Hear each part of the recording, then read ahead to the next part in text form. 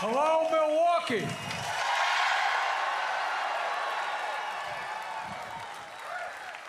My name is Joe Biden. I am Jill Biden's husband. And I want to start by saying any child under 12 years of age deserves a little extra ice cream or something for doing this. This has got to be the most boring thing in the world for you, honey. But we're going to work something out for you, I promise. Folks, if you have a seat, don't hesitate to take them. Well, thank you, man.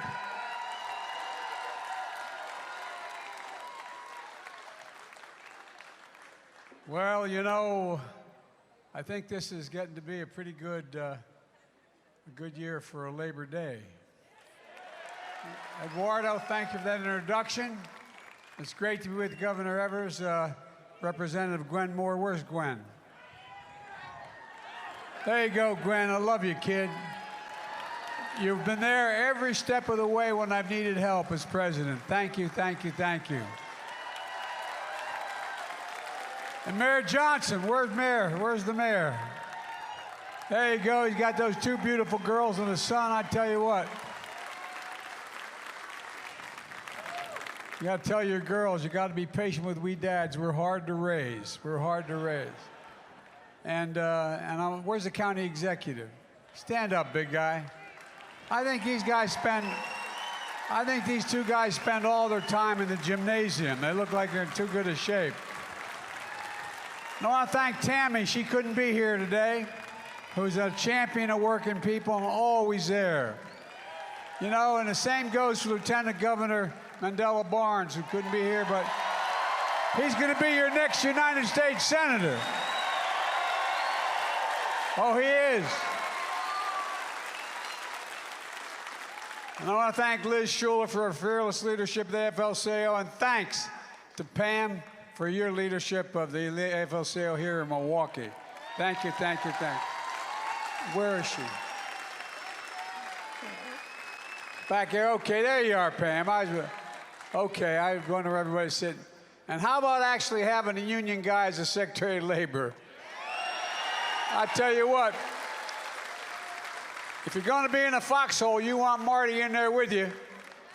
Now, you may have trouble understanding when he starts talking about cow bonds and instead of garages and he talks kind of funny, but he knows what he's talking about.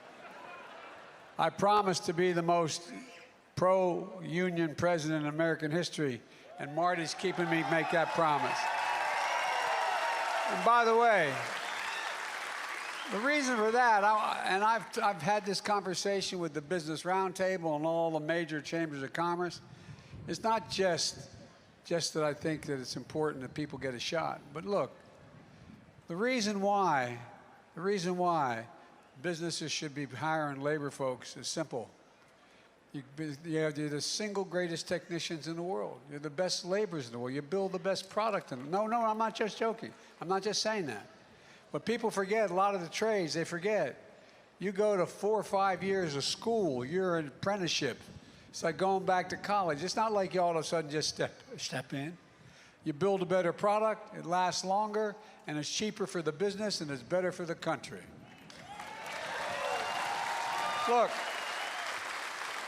folks, Labor Day is a special day in the country and here in Milwaukee.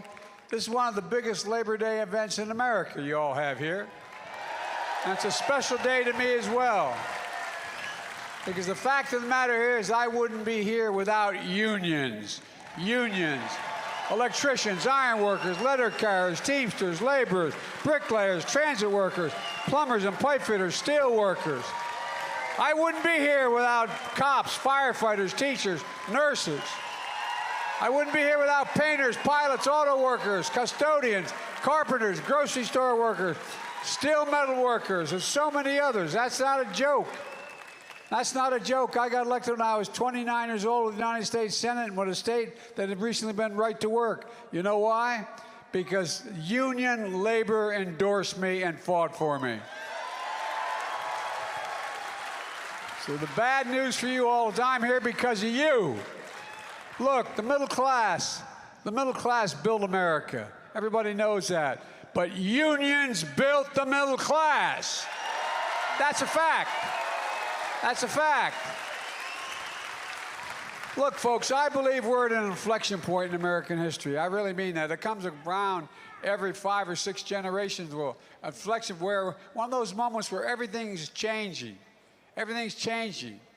And we're going to have to ask whether we want to be a country that moves forward or backwards. We're going to build a future, or we're going to obsess about the past. I've said many times, we're the only country in the world that's come out of every crisis we ever faced stronger than we went in it. No other nation has done that. And we do it because we've been a nation of unity, of hope, of optimism. Not a nation of division and violence and hatred being preached by some others. I want to be very clear up front. Not every Republican is a MAGA Republican. Not every Republican embraces that extreme ideology. I know because I've been able to work with mainstream Republicans my whole career. But the extreme MAGA Republicans in Congress have chosen to go backwards, full of anger, violence, hate, and division. But together, we can and we must choose a different path. Forward. No, I really mean it. We have to. A future of unity, of hope, of optimism. We're going to choose to build a better America. A better America. There's no question it's been a hard few years, but we've come a long way. Today, COVID no longer controls our lives. More Americans are working any time than all of American history. Last year, more people applied to start small business than any year in history. But it didn't just happen. We never gave up. We never gave in.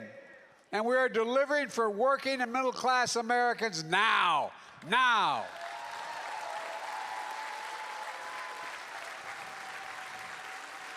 Nearly 10 million new jobs, more jobs than ever been created at this point in any presidency in history. Wages are up. Unemployment remains near a 50-year low. And the big reason for all this is the American Rescue Plan that I signed into law shortly after taking office. With the help of your Democratic members of Congress, that's how we got it done. Not one single Republican vote. The plan took America from economic crisis to economic recovery. And here in Wisconsin, your governor and your mayor of Milwaukee use that money like it's supposed to be used, keeping city workers on the job in the face of rising costs, keeping streets safe by fixing streetlights, training 130 new firefighters, helping hire close to 200 more police officers. Not a single Republican voted for that, not one single one. Every single Republican in Congress in this state voted against that funding. So let me remind you, no, I really mean it.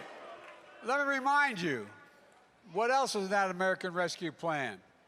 A thing called the Butch-Lewis Act. Now look, for too long, most Americans don't know what that means. Those of you who have been driving trucks from factories to stores, bagging our groceries, building our buildings, bridges, roads, so much more. And with each paycheck you earn, the employees put money into that pension plan. But some companies didn't set aside enough money to pay for those plans. And as a result, hundreds of pensions, 2 to 3 million workers and retirees were going insolvent. Millions of retirees are at risk of losing their retirement security through no fault of your own. So with the American Rescue Plan, we passed the Butch-Lewis Act to protect pensions all of you work so damn hard for. Pensions you sacrificed for. In retirement, it'd be a little like losing your Social Security and your Medicare. It's one of the most significant achievements union workers and retirees, for union worker retirees in over 50 years. And I'll say it again, not a single Republican congressman voted to protect your pensions. Not one. And by the way, I know a lot of them wanted to vote for it. They're afraid of losing primaries in this new Republican Party. They also passed once-in-a-generation investment in our nation's roads, highways, bridges, railroads, ports, water systems, high-speed internet. Folks, your governor's already repaired over 5,000 miles, 1,500 bridges in Wisconsin alone. Just a start. We will, when this is over, have the best infrastructure, not a joke, in the entire world. The single best in the world. And that means jobs. No, that means jobs. That means we continue to lead the world. You can't do it without the best ports. You can't do it without the best airports. You can't do it. I'm not going to go on, but the point is, you can't do it. Right here in Milwaukee, it's estimated 40% of the homes still have lead service water, lead pipes for their water. Because of the infrastructure law, this city is receiving millions of dollars to replace those lead pipes, to make sure families have safe drinking water. Your child shouldn't have to worry about turning on the faucet or going to school, going to the water fountain, and worried about any kind of lead in the water. Look, it's the biggest investment in America since President Eisenhower's Interstate Highway Act.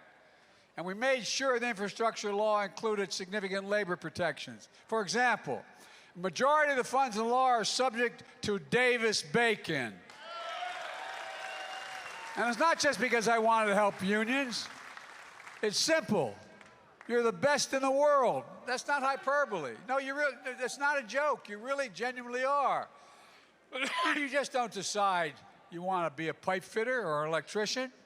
It takes you 4 to 5 years of hard work, apprenticeships. It's like going to college. You're the best trained workers in the world, and you deserve to be treated that way.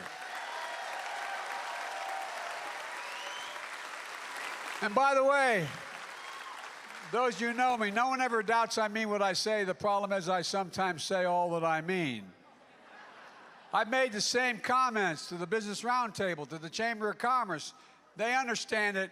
They don't want to pay it. They understand it, though, because it's true. I also signed the Chip and Science Act, a groundbreaking law.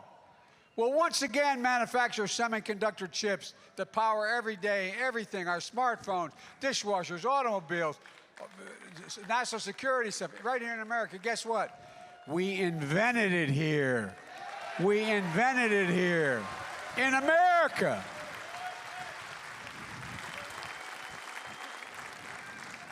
By the way, the reason why last year, inflation was so high, you know the biggest reason?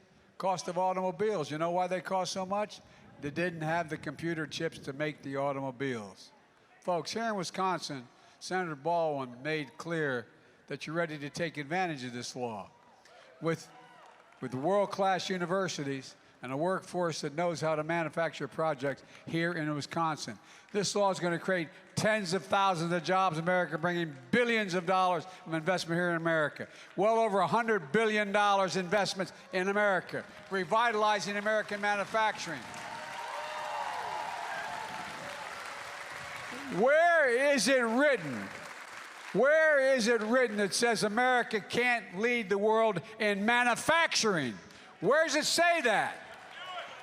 We've exported too damn much. In fact, next week I'm going to Ohio for the groundbreaking of a multi-billion-dollar semiconductor manufacturing plant. The company is Intel. It's one of the largest investments of the kind ever. They're putting $20 billion in as a start. It's going to create thousands of jobs, thousands. 7,000 construction jobs just building the facilities. 5,000 permanent jobs for blue-collar workers who will make $125,000 a year in those jobs.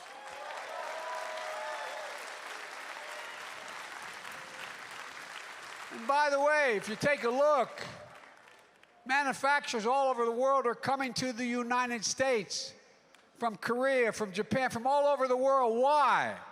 You know why the head of the outfit out of Korea told me they're coming here? Because we have the safest environment and the best workers in the world. That's a fact. We do. I'm not just saying this. This is real.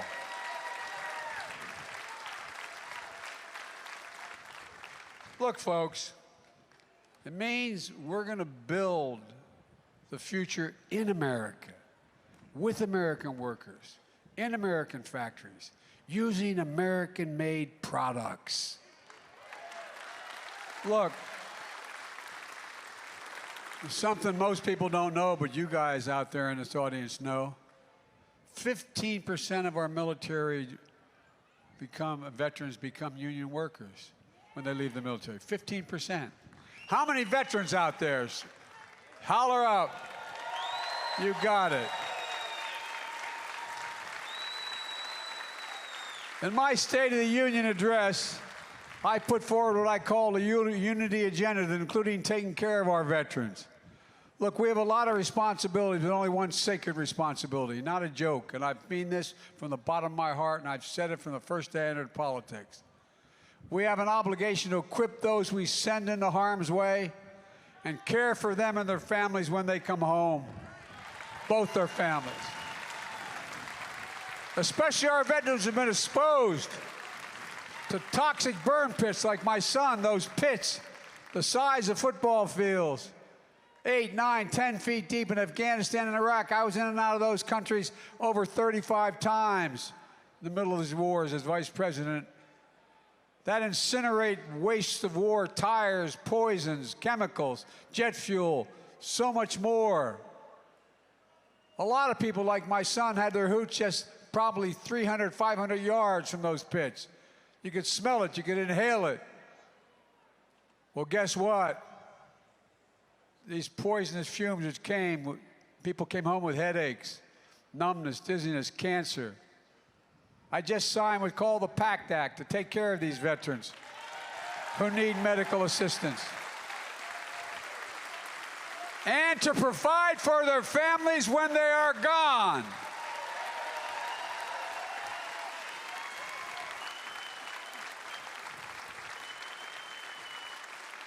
For God's sake, it's the least we can do.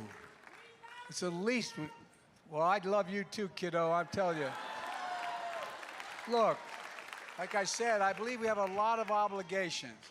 We have a lot of obligations, only one sacred obligation. And that's to take care of those vets we send overseas and when they come home.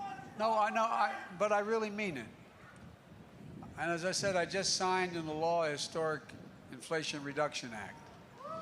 It wasn't easy to take on big drug companies, but we did. I've been fighting them since I got in Congress 180 years ago.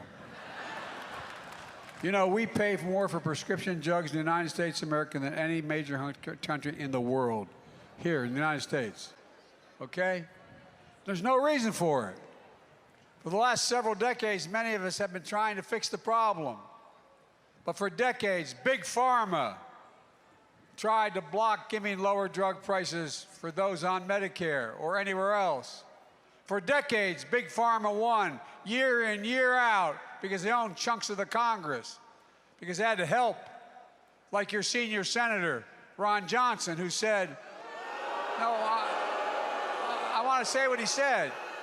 He said he opposed lowering drug costs because it would result in punishing the pharmaceutical industry.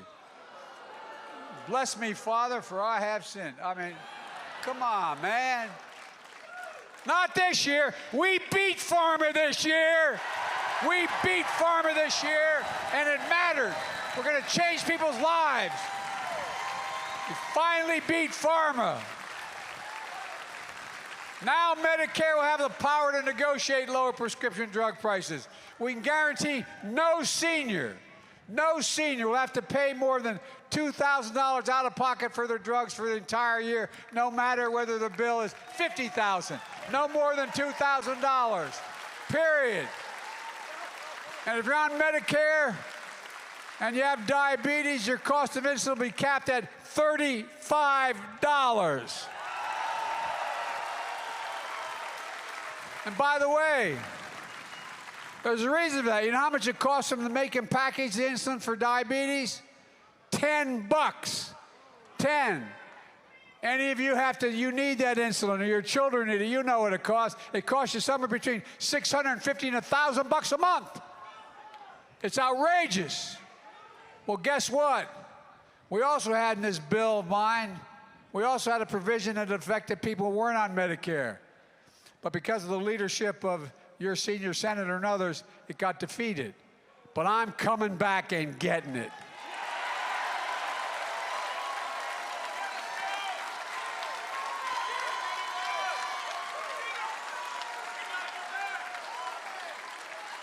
Imagine, think about this. Imagine being a mom or a dad. I mean this from the bottom of my heart. Imagine being a mom or dad with a kid with type 2 diabetes, knowing you need that insulin, and you don't have the insurance. You can't pay for it. I'm not joking. Think about it. Think about how it'd rip your heart out. It's wrong. It's simply wrong, and we're going to end it. It costs $10, and you can make 35 if you want. That's it.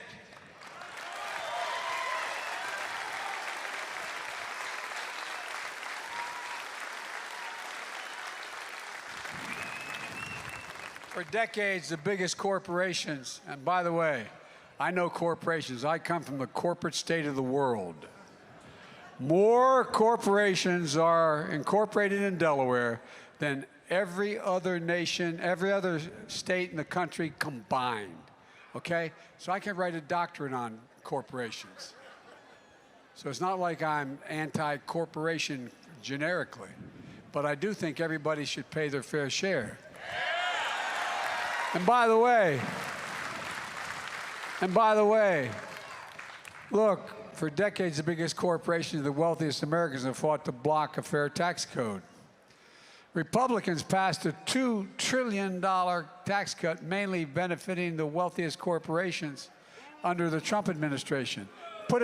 By the way, increase the debt by $2 trillion. Well, guess what?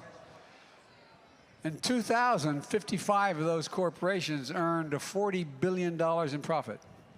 They didn't pay a single solitary penny in taxes. And wealthiest Americans, of those 700-plus billionaires in America, you know what their average tax rate is, federal tax? 8%. They pay more taxes than any one of you, fewer taxes than any one of you pay. It's not right. No, I mean, it's just outrageous. Well, guess what? Guess what? I wasn't able to take care anyway. If you're a cop, a teacher, firefighter, steelworker, a miner, you pay double that federal tax. It's just wrong. But this year, the American people won. Now big corporations have to pay at least a minimum tax of 15%, at least. The days of billion-dollar companies paying zero, they are over in America. And they know they can afford it. And while we're doing this, we're actually reducing the federal deficit. You know, they talk about responsible debt. The last guy left me with a giant deficit. Well, guess what? In my first year, I reduced the deficit by $350 billion. And you know how much? You know how much I'm reducing the deficit this year? $1,500,000,000 reduction in the deficit.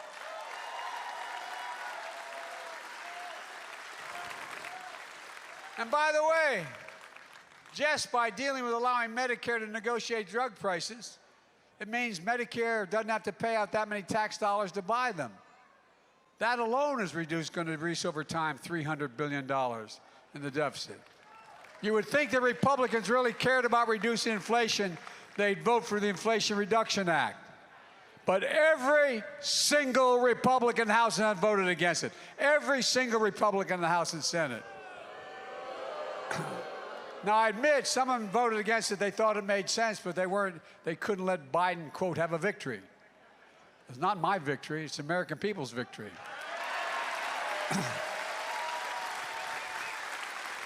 In spite of the fact that while doing all this, we lowered the deficit by $1.5 trillion this year. Here in America, every single Republican voted against lowering prescription drug prices, against lowering health care costs, against protecting your pensions, against lower energy costs, against creating good-paying jobs, against a fair tax system. Every single one in the House and Senate.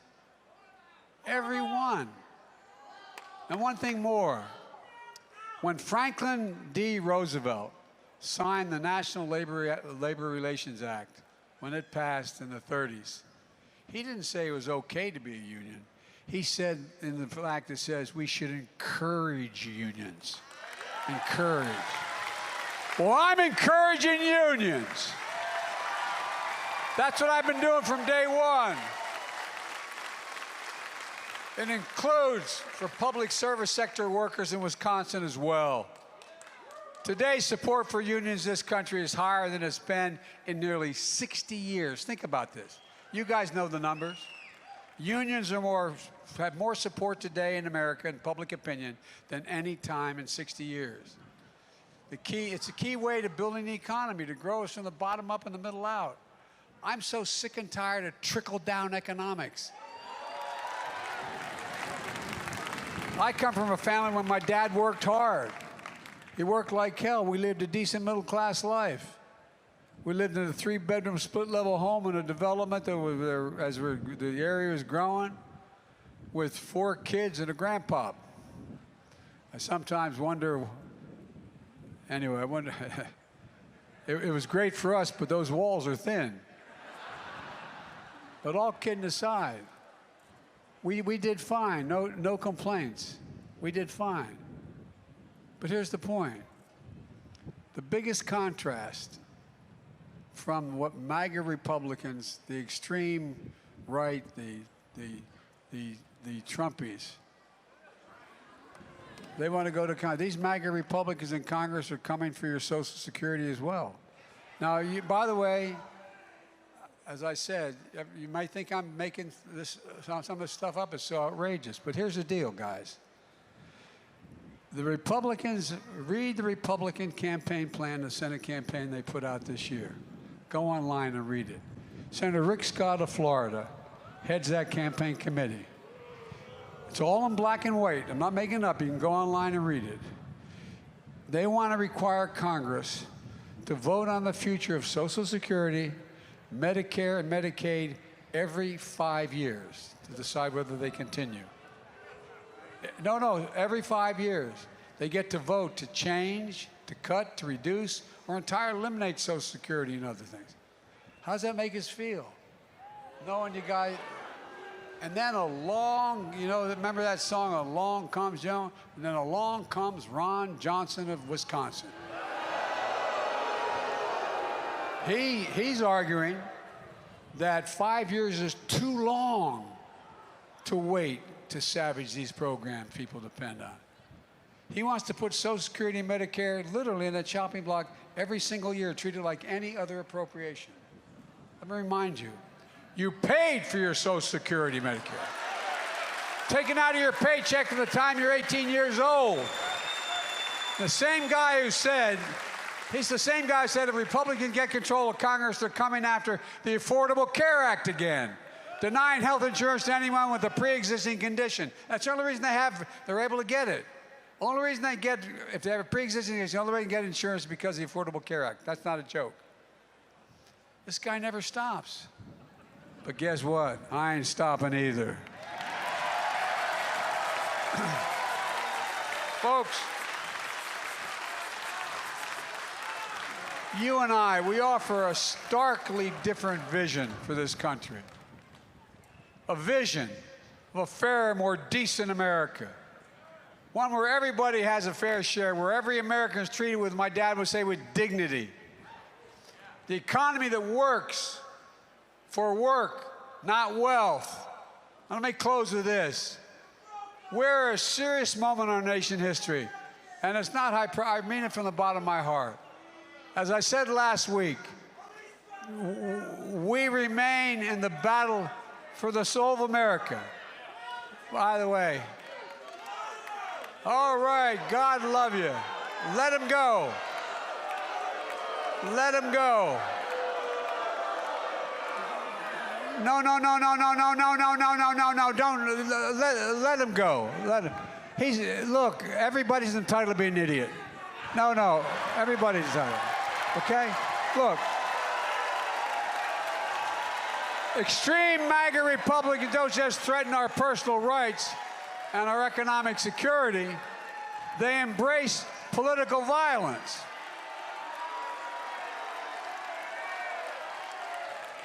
Look, the reason, I'm not talking all Republicans, I'm talking about these extreme MAGA Republicans. Think about it. Think about it. The definition of democracy is you accept the will of the people when the votes are honestly counted. These guys don't do it. Name me a democracy in the world where a leader argues to engage in violence. To this day, MAGA Republicans in Congress defend the mob that stormed the Capitol, and people died later. Senator Johnson said it was, by and large, a peaceful protest. Have you seen the videos, what happened that day? Listen to the stories of the members of both parties of Congress and the jeopardy they were put in. Cops attacked and assaulted, speared with flagpoles, sprayed with mace, stomped down, dragged, brutalized. Police lost their lives as a result of that day. And the MAGA Republicans and your senior senators said it was a peaceful protest. Folks, you can't be pro-insurrectionist. I'm being deadly earnest now. There's no democracy where you can be pro-insurrection and pro-democracy. So when I say the democracy is at stake, I mean what I'm saying, literally. You can't say you support law enforcement and call the people who attacked the police on January 6th patriots.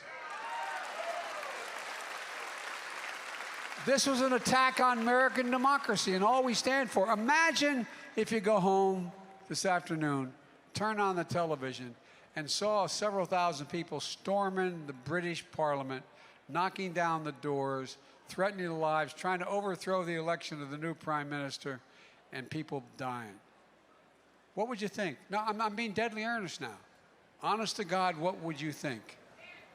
You'd think this is not a democracy. Well, let me tell you something. Let me tell you something. This is why in this moment, those of you in this country, Democrats, Republicans, and mainstream Republicans and independents, we have to be stronger and more determined and more committed to saving American democracy than the MAGA Republicans and that guy Alcantara are destroying democracy. Because democracy is at stake. We got to remember who we are. We're the United States of America. There's nothing we can't do if we do it together. God bless you all, and may God protect our troops. Thank you, thank you, thank you.